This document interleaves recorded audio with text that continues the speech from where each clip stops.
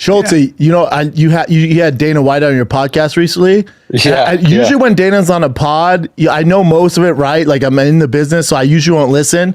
But I had to listen to yours. I listened to the whole thing. I was, you know this, I'm a huge fan of the show. So I listened to the whole thing. I enjoyed it because especially your perspective of things that ask some certain questions. But I thought for sure you were going to be the guy when Dana goes, yeah, Slap Fight has more followers than Real Madrid. I thought 100% you or the boys would be like, well, Dana, and it's not Dana's fault. Like, I think someone told him that, and he's just, you know, he's 50. He doesn't know. Yeah. I thought for sure you'd be like, bud, that's not real. So he brought it on the pod. You can see it on the pod. He has this like list of, basically like statistics of the success of slap fighting or whatever it's called. Yeah, slap boxing. Yeah, slap fighting. Slap fighting. And I think what I assume it is that the show gets insane ratings online. It's impossible to keep scrolling while two people are about to slap each other. Agreed. That's like not physically possible, right? So you're going to get more views than like a cool goal, or like a random picture of Ronaldo or some shit like that. But there's no way that the league has more followers than Real Madrid. Correct. You know what I mean? Like, of course, that's not going to happen. But what's really interesting, and I don't know if he was talking about this on the pod or afterwards, but like the entire story of UFC, and I don't know if this was pre-pod or after the pod or during the pod that he was talking about this, but like I get why he's so bullish on slap fighting. Me too. Because the things that people said about the UFC the entire time they were building it are the exact things that people say about slap fighting. Yep. Oh, this is grotesque. This is brutal. These are just destroying these people. Who are these guys? They're a bunch of guys that, you know, they're working at fucking Home Depot. They're just dragging them out here. But like everything they used to say about early days UFC. Because when I first saw the slapping, I told Dana, I was like, bro, I don't really get it. It's not really for me. But every time it comes up on my Instagram, I'm watching that shit every single time. Me really? Too. I can't really. For me, it doesn't.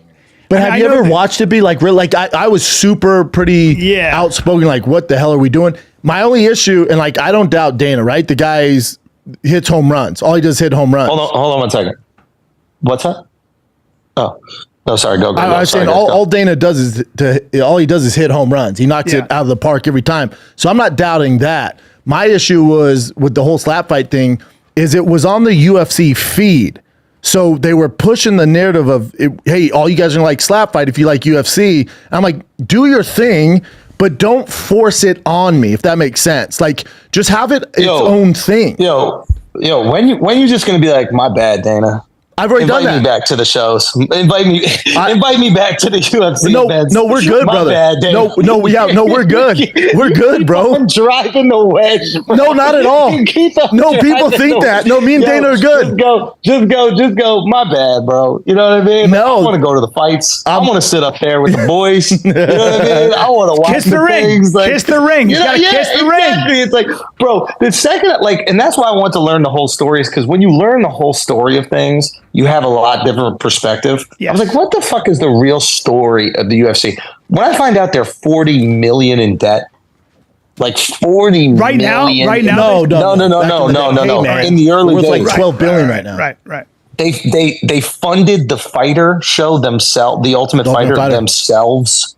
They put all the money up themselves because the network wouldn't fucking put it on. Yep. Like the amount of times. Now, granted, they have an investment fund, but investment funds have to show, the Fertittas have to show return. You can't just keep dumping money into some shit that everybody says you're an absolute lunatic for doing. Right. So the fact that they put that much in, that much time, blood, sweat, and tears, like, I get it. Like you have a different perspective for it. Well, all you need to do is just say, my bad. Yeah, Schultz, go to the shows again. Schultz, you're not going to sit front row. You're going to sit behind you. With the side. He's got to work his way in. Side bitches. You're going to sit with the side. Nah, hey, don't do me like that. No, you're going to sit up in the 100 area. No, hell no. 200. The 100. You're going to work yourself down. Nah. You're going to work yourself down. I'll put one call into Rogan, and he'll put me right behind him. I might get assassinated. No, but that might happen. Me and Dana are cool. Like, there's no beef between us. Even on the UFC 300 thing, I was like, why you bring up old shit? You know, but I was like, respect. UFC 300 was dope. Me and him are good. Everyone thinks like this is ongoing beef. I got nothing respect for him. I love that guy. Hey, Andrew, I want to ask you a question. As a guy who's always ahead of the trend in a way, slap fighting reminds me of the fact that, like, people's attention span is so short. Like nobody's even watching a whole special. It's like, why even do an hour when you know at the end of the day they're going to watch 20 minutes of it, maybe less. Even when you post a joke. So like, what do you think? Is that going to come back? What do you think? I think the Tom Brady shit broke that. Yeah. Because the Tom Brady shit was 3 hours long or whatever the fuck. Like I remember sitting up there. I had to take 2 pee breaks.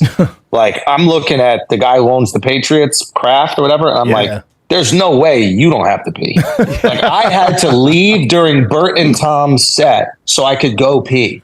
Like, so I'm looking at this and I'm like 3 hours later and then everybody in the world fucking watched it. Yeah. Like it's insane the amount of people that watched it. That was also a watershed moment because it was a bunch of guys who now and gals who were being as off color and politically incorrect and using words that would get you canceled normally, and people loved it. It was like, enough of this bullshit.